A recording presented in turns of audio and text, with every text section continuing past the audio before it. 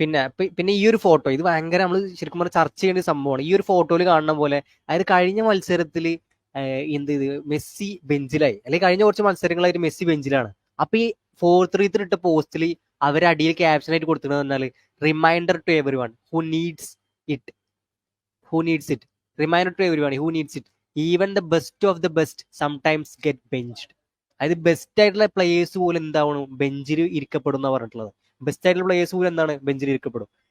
നേരെ മറിച്ച് റൊണാൾഡോ അവിടെ നമ്മൾ ആലോചിക്കേണ്ടത് റൊണാൾഡോ മാഞ്ചസ്റ്റർ യുണൈറ്റഡിൽ ബെഞ്ചിലായ സമയത്ത് റൊണാൾഡോ എന്താണ് മാഞ്ചസ്റ്റർ യുണൈറ്റഡിൽ ബെഞ്ചിലായ സമയത്ത് എല്ലാ മീഡിയക്കാരും എല്ലാ ഫാൻസും എന്താണ് പറഞ്ഞത്, അല്ലെ മെസ്സി ഫാൻസും എല്ലാവരും മീഡിയക്കാരും ഫോർത്ത് എല്ലാ പേജുകളും എല്ലാ സോഷ്യൽ മീഡിയ അക്കൗണ്ടുകളും ഹാൻഡിലുകളും എന്താണ് പറഞ്ഞത്, റൊണാൾഡോ ഇസ് ഫിനിഷ്ഡ്, റൊണാൾഡോന്റെ കരിയർ അവസാനിച്ചു, റൊണാൾഡോക്ക് ഇനി ഒരു ഉയർത്തെഴുന്നേൽപ്പ് ഉണ്ടാവില്ല, റൊണാൾഡോ തീർന്നു. നേരെ മറിച്ച് മെസ്സി എന്താണ് ബെഞ്ചിൽ ഇരുന്നപ്പോ എന്താണ് അപ്പൊ ഒരു സാധനം മാറ്റി. ആ മെസ്സി ലോകത്തിലെ എല്ലാ ബെസ്റ്റ് പ്ലേയേഴ്സും ബെഞ്ചിൽ ഇരുന്നിട്ടുണ്ട്, മെസ്സി ഇരുന്നിട്ടുണ്ട്, റൊണാൾഡിനി ഇരുന്നിട്ടുണ്ട്, അങ്ങനെ എന്താണ് ലോകത്തിലുള്ള സിദാൻ ഇരുന്നിട്ടുണ്ട്, എല്ലാ ബെസ്റ്റ് പ്ലേയേഴ്സും ബെഞ്ചിൽ ഇരുന്നിട്ടുണ്ട്. അങ്ങനെ ഒരു സാധനം ആക്കിയത്. റൊണാൾഡോ ഇരുന്നാലാ റൊണാൾഡോ ഇസ് ഫിനിഷ്ഡ്, മെസ്സി ഇരുന്നാലാ അത് മെസ്സി മാത്രമല്ല വേറെ കുറെ ആൾക്കാരുണ്ട്, എന്റെ വീട്ടിൽ അപ്പുറത്തേക്കായിട്ട് ഓനൊക്കെ ബെഞ്ചിൽ ഇരിക്കുന്നുണ്ട്. അങ്ങനെ ഒരു സ്റ്റാൻഡേർഡാ.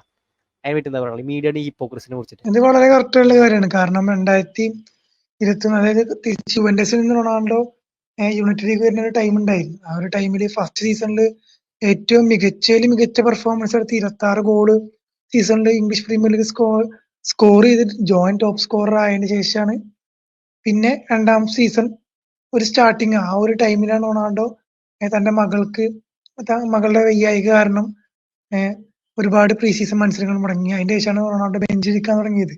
പക്ഷെ അന്നൊന്നും ഇതേപോലത്തെ ഒരു പോസ്റ്റ് പോലും ഞാൻ ഇതുവരെ കണ്ടിട്ടില്ല കേട്ടാ.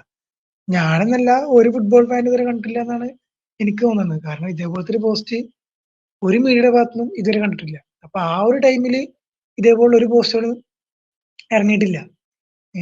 അപ്പൊ അവർക്ക് തന്നെ അറിയാം ആ ഒരു സമയത്ത് റൊണാൾഡോ എന്താണ് അതിന് മുമ്പത്തെ സീസണിലെ പെർഫോമൻസിന്റെ കാര്യങ്ങളൊക്കെ അവർക്ക് തന്നെ അറിയാം.